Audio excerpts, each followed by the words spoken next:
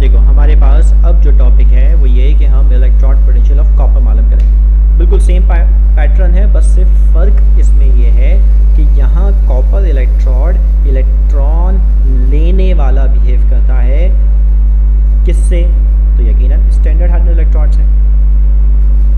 Zinc electron देने वाला था, वो नेगेटिव इलेक्ट्रॉड के साथ बिहेव कर रहा था, नेगेटिव इलेक्ट्रॉड की तरह बिहेव कर रहा था, एनोड बिहेव कर रहा था। लेकिन कॉपर पॉजिटिव इलेक्ट्रॉड की तरह बिहेव करता है, यानी कैथोड की तरह बिहेव करता है। क्या मतलब, कॉपर इलेक्ट्रॉन लेगा किससे, स्टैंडर्ड हाइड्रोजन इलेक्ट्रॉड से। अब किस तरह बनता है ये, तो वही पुराना तरीका जो हमने जिंक के लिए पढ़ा था वैसे ही। कॉपर के बार को 1 मोलर कॉपर सल्फेट के सॉल्यूशन के अंदर डिप कर दिया जाता है। अगेन वैसे ही जरा इसकी डायग्राम देख लो, क्या है भाई, कॉपर हमारे पास बिहेव कर रहा है कैथोड, हमने इसको सीधे हाथ में बनाया, और hydrogen electrode standard hydrogen electrode anode behave कर रहा था, उसको उल्टे हाथ में बनाया।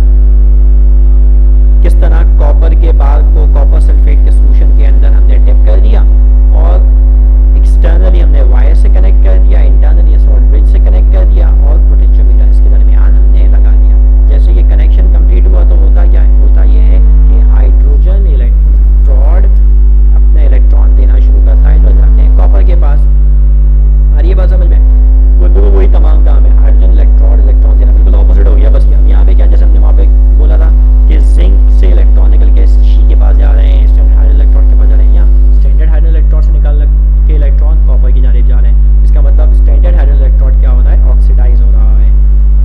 अगर वो ऑक्सीडाइज हो रहा है तो इसका मतलब ये है कि यहाँ पे H2 से H+ आयन बन रहे हैं, है ना, H2 से H+ आयन बन रहे हैं। क्यों, इलेक्ट्रॉन निकल गया यहाँ पे। ये इलेक्ट्रॉन कहाँ जा रहे हैं, कॉपर इलेक्ट्रोड के पास जा रहे हैं। इनके दरमियान पोटेंशियल डिफरेंस कितना आ रहा है, तो ये वैल्यू कांस्टेंट है, कितनी है, 0.34 वोल्ट, ठीक है ना, 0.34 वोल्ट इलेक्ट्रॉन लेने वाली सलाहियत है। इससे क्या बन रहा है, copper ion standard hydrogen electrode से आने वाले इलेक्ट्रॉन को कैप्चर करके कॉपर मेटल में कन्वर्ट हो रहा है। अमल कौन सा है ये, रिडक्शन का। तो ये कौन सा पोटेंशियल मालूम हुआ, रिडक्शन ही मालूम हुआ।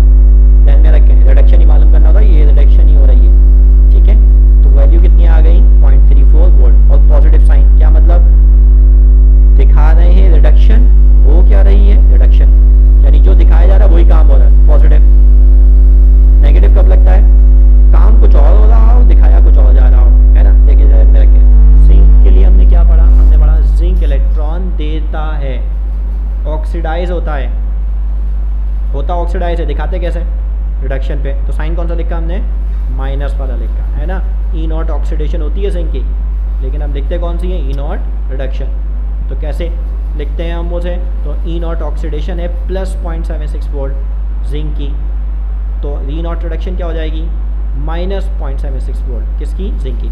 यहाँ कौन है, कॉपर, कॉपर क्या हो रहा है, रिड्यूस हो रहा है, तो वैल्यू कितनी है, 0.34 वोल्ट। रिड्यूस हो रहा है, और दिखा कैसे रहे, रिड्यूस होते हुए, दिखाना कैसे, रिडक्शन के साथ ही। तो फिर साइन कौन सा लिखेगा, पॉजिटिव लिखेगा, ठीक है। तो E0 रिडक्शन कॉपर का कितना हो गया बच्चों, प्लस में 0.34 वोल्ट। क्या मतलब ये इलेक्ट्रॉन लेने वाला है, पॉजिटिव इलेक्ट्रॉड के तौर पे बिहेव कर रहा है, ठीक है।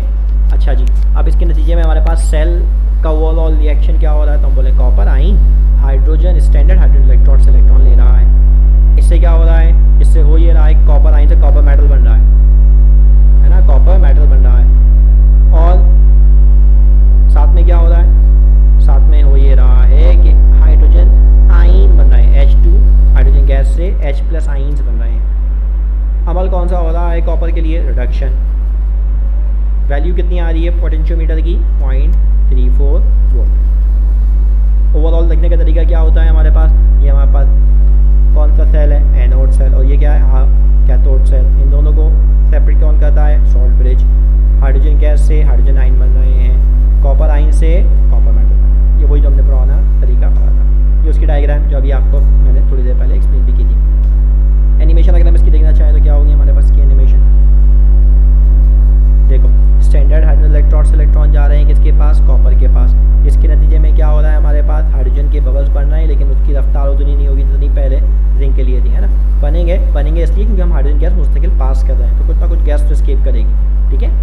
और साथ ही साथ क्या हो रहा है, कॉपर आयन क्या कर रहे हैं, यहाँ इलेक्ट्रॉन लेके कॉपर मेटल बना रहे हैं, यानी Aahista Aahista copper electrode thick होता जाएगा, है ना, मोटा होता जाएगा। पोटेंशियल ऑफ कॉपर था। अगर आप जिंक को अच्छी तरह समझ लेते हैं तो आपके लिए ऐसे में आसान होगा कॉपर को समझना, बिल्कुल तकरीबन चीज़ें ऑपोजिट हो जाएंगी। तो इसको अच्छी तरह जहन में रखें कि किस तरह से अमल करना है। ओके बच्चों, थैंक यू वेरी मच। हमारे पास इलेक्ट्रोकेमिस्ट्री के हवाले से इंतहाई अहम टॉपिक थे। एक और इससे रिलेटेड टॉपिक इंशाल्लाह नेक्स्ट वीडियो में उसको हम डिस्कस करेंगे, वो है इलेक्ट्रोकेमिकल सेल या इलेक्ट्रोकेमिकल सीरीज़, जिसकी मदद से हम ये बताते हैं कि ये इलेक्ट्रॉन लेने वाला है तो उसका पोटेंशियल क्या है और ये किस तरह बिहेव करता है, और ये इलेक्ट्रॉन देने वाला है तो ये किस तरह लिखा जाता है और वो किस तरह बिहेव करता है। तो ये हमारे पास बच्चों इसकी चीज़ें होंगी। हमने अब तक जो पढ़ा वो ये कि जिंक इलेक्ट्रॉन देने वाला था तो उसकी माइनस वैल्यू आ रही थी, कॉपर इलेक्ट्रॉन लेने वाला था तो उसकी प्लस वैल्यू आ रही थी। एक चीज़ जो प्राइमरी आप इसकी समझ लें फ़िलहाल, वो ये कि जो इलेक्ट्रॉन देने वाला होता है उसको नेगेटिव इलेक्ट्रॉड पोटेंशियल के तौर पे लिखा जाता है, और जो इलेक्ट्रॉन लेने वाला होता है बच्चों उसको प्लस पॉजिटिव इलेक्ट्रॉड पोटेंशियल के साथ लिखा जाता है। और लिखते कौन सी वाली है? हमेशा रिडक्शन वाली लिखते हैं, हर एक की रिडक्शन वाली लिखते हैं। ठीक है बच्चों, तो ये हमारे पास इलेक्ट्रॉड पोटेंशियल था। हम इंशाल्लाह अब नेक्स्ट वीडियो में डिस्कस करेंगे electrochemical series. Thank you very much.